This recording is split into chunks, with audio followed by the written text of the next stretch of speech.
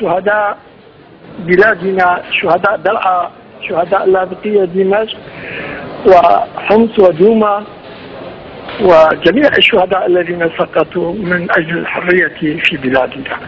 وفي هذا الصدد أناشد السيد الرئيس بشار الأسد أن يصدر أوامره إلى أجهزة الأمن لتكف عن إطلاق الرصاص على المواطنين الذين يتظاهرون بشكل سلمي من أجل الإصلاح السياسي في بلادنا. نعم.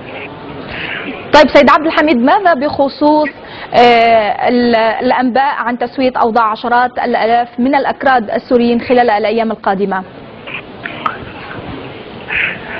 أنا لا أستبعد أن يكون هناك مشروعا لتسوية أوضاع الأكراد، ولكنني أقول نقطة واحدة: الأكراد هم جزء من سوريا وجزء من الشعب السوري، وأنا أطلب أن يتم تسوية مشاكل سوريا وليس مشاكل الأكراد وحدهم. نعم.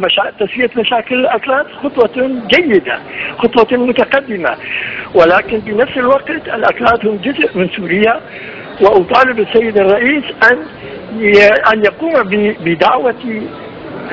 بدعوة القوى السياسية والأحزاب السياسية إلى مؤتمر وطني عام وفي وقت مبكر لتسوية مشاكل بلادنا.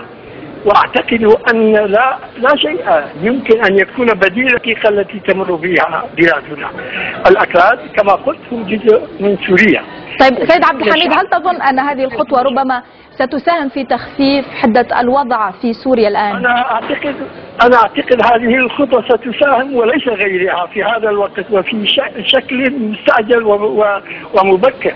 نعم. لأن الأمور تتطور بشكل سريع في بلادنا، وهذه التطورات يجب أن نأخذها بعين الاعتبار، وليس هناك برأيي من بديل عن مؤتمر وطني في هذه المرحلة الدقيقة التي نمر بها. نعم.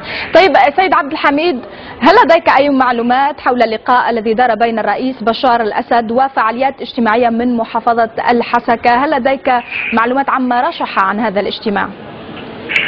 أنا كنت أحد الذين كان يجب أن يشاركوا في هذا الوفد، وبلغت بهذا الموضوع، ولكن اعتذرت عن الذهاب مع الوفد، وطالبت بأن يكون الوفد يضم قوى سياسية كردية في المنطقة لتشرح للسيد الرئيس معاناة المواطنين في بلادنا. أما مسألة أن يكون الوفد وفد اجتماعي، وفد نعم. إذن شكرا للسيد عبد الحميد درويش القيادي في الحزب الديمقراطي التقدمي السوري. قالت وكالة